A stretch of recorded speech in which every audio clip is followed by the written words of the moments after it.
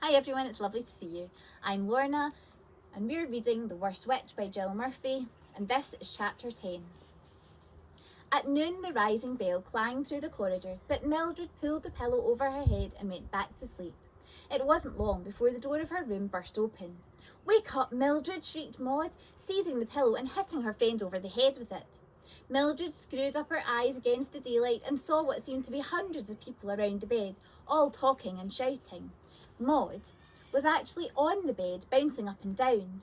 "What's the matter?" asked Mildred sleepily. "As if you didn't know," replied Maud, breathless from bouncing. "The whole school's talking about it." "About what?" said Mildred, who was still half asleep. "Will you wake up?" shrieked Maud, pulling the bedclothes back. "You saved the whole school from Miss Cackle's wicked sister, that's all." Mildred sat bolt upright. "So I did," she exclaimed, and everyone laughed. "Miss Cackle's called a meeting in the Great Hall," said Dawn and Gloria, two other members of Form 1. "You'd better hurry and dress. She'll expect you to be there." Mildred jumped out of bed and her friends went off to the hall. She was soon ready and ran to join them, shoelaces trailing along the floor as usual. Maud had saved a place for her, and Mildred was embarrassed to notice that everyone stared as she came into the hall. While they waited for the teachers to arrive, Mildred decided to tell her friend about Ethel. "Listen," she whispered, leaning towards Maud so that no one could hear. "It wasn't my fault about the display. Ethel cast a spell on the broomstick that she lent me, and I know because she told me. Don't tell anyone else, will you? But I wanted you to know because I don't want you thinking that I was just being clumsy." "But everyone already knows," said Maud. "Do they?" exclaimed Mildred. "Who told them?" "Well, you know what Ethel's like," replied Maud. "She just had to tell someone how clever she'd been, so she told Harriet, and Harriet thought it was a dreadful thing to do, so she told everyone else. No one's talking to Ethel now, and Miss Hardbroom found out too and was furious with her." "Shh," said someone. "They're coming." Everyone stood up as Miss Cackle came in, followed by Miss Hardbroom and all the other teachers. "You may sit down now, girls," said the headmistress. "As you all know, the school narrowly escaped invasion this morning. Had it not been for a certain young member of the school, we should not be here, but would be hopping about, turned into frogs." The girls laughed. "No, no, girls, do not laugh.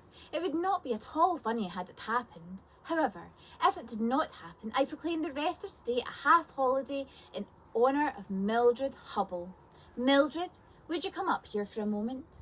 Mildred went bright red and was pushed to her feet. She stumbled through the rows of chairs, tripping over feet as she went, and clumped across the platform to Miss Cackle's table. "Now don't be shy, my dear," said Miss Cackle, beaming. She turned to the school. "Come along, school. 3 cheers for our heroine Mildred." Mildred blushed and twisted her fingers behind her back as the cheers rang out. It was a relief to the heroine when it was all over. As they filed out of the hall, she was thumped on the back and congratulated by everyone except for Ethel, who gave Mildred the nastiest look you've ever seen. "Good old Mill," yelled someone. "We'll get out of our chanting test thanks to you," said someone else. "Thanks for the holiday." "Thanks, Mill," and so on. Maud flung an arm around her friend. "You did look embarrassed," she said. "You went ever so red. I could see you from the back of the hall." "Oh, don't," said Mildred. "Let's go and fetch the kittens and make the most of our holiday." "One moment," said a chilling voice that they knew so well. The 2 girls turned to find their form mistress standing behind them. They jumped to attention at once, wondering what they had done, which was a natural reaction whenever Miss Hardbroom spoke. This time, however, to their amazement, she smiled. A friendly smile, not like the usual curl at the corner of the lips.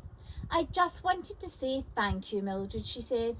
"Run along now, girls, and enjoy your holiday before it's over." She smiled again and vanished. The girls just stared at each other. "Sometimes," said Mildred, "I think she probably isn't as mean as we think she is." "Perhaps you are right, Mildred," said Miss Hardbroom's voice from behind Mildred's ear, and the 2 girls jumped in horror. Mildred grabbed her friend's hand and they hurried away down the corridor out into the misty playground, leaving Miss Hardbroom's laughter echoing from nowhere along the empty passage. The end.